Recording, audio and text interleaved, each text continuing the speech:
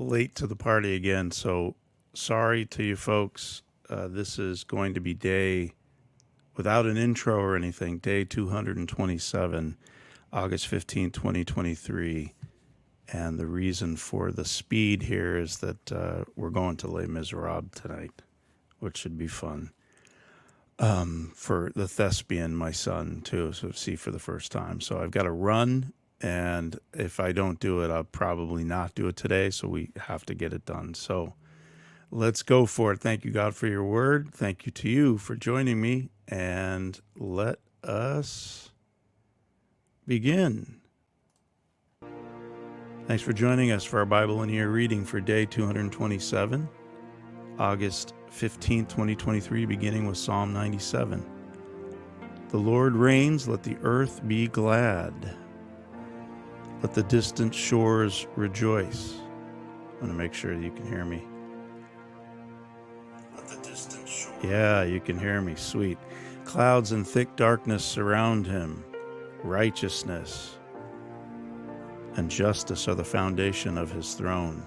Fire goes before him and consumes his foes on every side. His lightning lights up the world. The earth sees and trembles. The mountains melt like wax before the Lord. Before the Lord of all the earth, the heavens proclaim his righteousness, and all people see his glory. All who worship images are put to shame. Those who boast in idols worship him, all you gods. Zion hears and rejoices, and the villages of Judah are glad because of your judgments, Lord. For you, Lord, are the most high over all the earth. You are exalted far above all gods. Let those who love the Lord hate evil, for he guards the lives of his faithful ones and delivers them from the hand of the wicked. Light shines on the righteous, and joy on the upright in heart. Rejoice in the Lord, you who are righteous, and praise his holy name. 1 Corinthians 9:19-27. Though I am free and belong to no one, I have made myself a slave to everyone, to win as many as possible. To the Jews I became like a Jew to win the Jews. To those under the law I became like one under the law, though I myself am not under the law, so as to win those under the law. To those not having the law I became like one not having the law, though I am not free from God's law, but am under Christ's law, so as to win those not having the law. To the weak I became weak to win the weak. I have become all things to all people, so that by all possible means I might save some. I do this for the sake of the gospel, that I may share in its blessings. Do you not know that in a race all the runners run, but only one gets the prize? Run in such a way as to get the prize. Everyone who competes in the games goes into strict training. They do it to get a crown that will not last, but we do it to get a crown that will last forever. Therefore, I do not run like someone running aimlessly. I do not fight like a boxer beating the air. No, I strike a blow to my body and I make it my slave, so that after I preach to others, I myself will not be disqualified for the prize. For I do not want you to be ignorant of the fact, brothers and sisters, that our ancestors were all under the cloud, and that they all passed through the sea. They were all baptized into Moses in the cloud and in the sea. They all ate the same spiritual food and drank the same spiritual drink, for they drank from the spiritual rock that accompanied them, and that rock was Christ. Nevertheless, God was not pleased with most of them. Their bodies were scattered in the wilderness. Now these things occurred as examples to keep us from setting our hearts on evil things as they did. Do not be idolaters as some of them were, as it is written. The people sat down to eat and drink and got up to indulge in revelry. We should not commit sexual immorality as some of them did. And in one day, 23,000 of them died. We should not test Christ as some of them did and were killed by snakes. Oh, that's a good one. And do not grumble as some of them did and were killed by the destroying angel. Hey, Ace, good to see you. I'm rushing through this, sorry, but I am reading. These things happened to them as examples and were written down as warnings for us, on whom the culmination of the ages has come. So if you think you are standing firm, be careful that you do not fall. No temptation has overcome you except what is common to mankind, and God is faithful. He will not let you be tempted beyond what you can bear.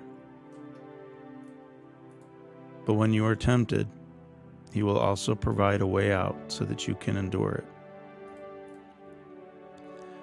2 Chronicles 2, I think we're done with Ecclesiastes, I didn't realize. Solomon gave orders to build a temple for the name of the Lord and a royal palace for himself. He conscripted 70,000 men as carriers and 80,000 as stone cutters in the hills and 3,600 as foremen over them. Solomon sent this message to Hiram, king of Tyre: I like you too, Ace. Send me cedar logs as you did for my father David when you sent him cedar to build a palace to live in. Now I'm about to build a temple for the name of the Lord my God and to dedicate it to him for burning fragrant incense before him, for setting out the consecrated bread regularly, and for making burnt offerings every morning and evening and on the Sabbaths, at the new moons and at the appointed festivals of the Lord our God. This is a lasting ordinance for Israel. Yo, Baron. The temple I'm going to build will be great because our God is greater than all other gods. But who is able to build a temple for him, since the heavens, even the highest heavens, cannot contain him? Who then am I to build a temple for him except as a place to burn sacrifices before him? Send me therefore a man skilled to work in gold and silver, bronze and iron, and in purple, crimson, and blue yarn, and experienced in the art of engraving, to work in Judah and Jerusalem with my skilled workers whom my father David provided. Send me also cedar, juniper, and algum logs from Lebanon, for I know that your servants are skilled in cutting timber there. My servant will work with yours to provide me with plenty of lumber, because the temple I build must be large and magnificent. I will give your servants, the woodsmen who cut the timber, 20,000 cores of ground wheat, 3,600 tons. Jeez Louise, 20,000 cores of barley, 20,000 baths, or 120,000 gallons of wine. Yeah, and 20,000 baths of olive oil. Hiram, king of Tyre, replied by letter to Solomon, because the Lord loves his people, he has made you their king. And Hiram added, Praise be to the Lord, the God of Israel, who made heaven and earth. He has given King David a wise son, endowed with intelligence and discernment, who will build a temple for the Lord and a palace for himself. I'm sending you Huram-Abi, a man of great skill, whose mother was from Dan, and whose father was from Tyre. He is trained to work in gold and silver, bronze and iron, stone and wood, and with purple and blue and crimson yarn and fine linen. He is experienced in all kinds of engraving and can execute any design given to him. He will work with your skilled workers and with those of my lord David your father. Now let my lord send his servants the wheat and barley and the olive oil and wine he promised, and we will cut all the logs from Lebanon that you need and will float them as rafts by sea down to Joppa. You can then take them up to Jerusalem. Solomon took a census of all the foreigners residing in Israel after the census his father David had taken, and they were found to be 153,600. He assigned 70,000 of them to be carriers and 80,000 to be stone cutters in the hills, with 3,600 foremen over them to keep the people working. Then Solomon began to build the temple of the Lord in Jerusalem, on Mount Moriah, where the Lord had appeared to his father David. It was on the threshing floor of Araunah the Jebusite, the place provided by David. He began building on the 2nd day of the 2nd month in the 4th year of his reign. The foundation Solomon laid for building the temple of God was 60 cubits long and 20 cubits wide, using the cubit of the old standard. The portico at the front of the temple was 20 cubits long across the width of the building and 20 cubits high.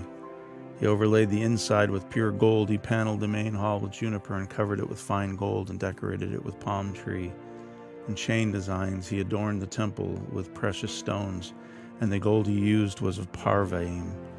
He overlaid the ceiling beams, door frames, walls, and doors of the temple with gold, and he carved cherubim on the walls. He built the most holy place, its length corresponding to the width of the temple, 20 cubits long and 20 cubits wide. He overlaid the inside with 600 talents of fine gold. The gold nails weighed 50 shekels. He also overlaid the upper part with gold. For the most holy place, he made a pair of sculptured cherubim and overlaid them with gold. The total wingspan of the cherubim was 20 cubits. One wing of the first cherub was 5 cubits long and touched the temple wall, while its other wing, also 5 cubits long, touched the wing of the other cherub. Similarly, one wing of the second cherub was 5 cubits long and touched the other temple wall, and its other wing, also 5 cubits long, touched the wing of the first cherub. The wings of these cherubim extended 20 cubits. They stood on their feet, facing the main hall. He made the curtain of blue, purple, and crimson yarn and fine linen with cherubim worked into it. For the front of the temple he made 2 pillars, which together were 35 cubits long, each with a capital 5 cubits high. He made interwoven chains and put them on top of the pillars. He also made 100 pomegranates and attached them to the chains. He erected the pillars in the front of the temple, one to the south and one to the north, and the one to the south he named Jachin, and the one to the north Boaz. He made a bronze altar 20 cubits long, 20 cubits wide, and 10 cubits high. He made the sea of cast metal, circular in shape, measuring 10 cubits from rim to rim and 5 cubits high. It took a line of 30 cubits to measure around it below the rim. Figures of bulls encircled it, 10 to a cubit. The bulls were cast in 2 rows in one piece with the sea. Yo, Bruce. The sea stood on 12 bulls, 3 facing north, 3 facing west, 3 facing south, and 3 facing east. The sea rested on top of them, and their hindquarters were toward the center. It was a handbreadth in thickness, and its rim was like the rim of a cup. Like a lily blossom, it held 3,000 baths. He then made 10 basins for washing and placed 5 on the south side and 5 on the north. In them the things to be used for the burnt offerings were rinsed, but the sea was to be used by the priests for washing. He made 10 gold lampstands according to the specifications for them and placed them in the temple, 5 on the south side, 5 on the north. He made 10 tables and placed them in the temple, 5 on the south side and 5 on the north. He also made 100 gold sprinkling bowls. He made the courtyard of the priests and the large court and the doors for the court, and overlaid the doors with bronze. He placed the sea on the south side at the southeast corner, and Huram also made the pots and shovels and sprinkling bowls. So Huram finished the work he had undertaken for King Solomon in the temple of God. The 2 pillars, the 2 bowl-shaped capitals on top of the pillars, the 2 sets of network decorating the 2 bowl-shaped capitals on top of the pillars, the 400 pomegranates for the 2 sets of network, 2 rows of pomegranates for each network decorating the bowl-shaped capitals on top of the pillars, the stands with their basins, the sea, and the 12 bowls under it, the pots, shovels, meat forks, and all related articles. All the objects that Huram-Abi made for King Solomon for the temple of the Lord were of polished bronze. The king had them cast in clay molds in the plain of the Jordan between Sukkoth and Zarethan. All these things that Solomon made amounted to so much that the weight of the bronze could not be calculated. Solomon also made all the furnishings that were in God's temple, the golden altar, the tables on which was the bread of the presence, the lampstands of pure gold with their lamps to burn in front of the inner sanctuary as prescribed, the gold floral work and lamps and tongs, they were solid gold. The pure gold wick trimmers, sprinkling bowls, dishes, and censers, and the gold doors of the temple, the inner doors to the most holy place, and the doors of the main hall. When all the work Solomon had done for the temple of the Lord was finished, he brought in the things his father David had dedicated, the silver and gold and all the furnishings, and he placed them in the treasuries of God's temple.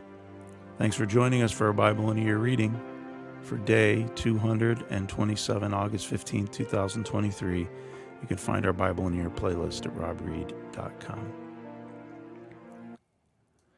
All right, folks, I thank you for joining me today. I've got to run. There'll be no intro or outro today, but we've got our reading done for the day. Tomorrow, it should be in the morning. I should get some early sleep. We're going to go see Les Miserables or Les Miserables tonight for the thespian AJ. So God bless you. Thank you for watching. Thank you for joining me in the reading.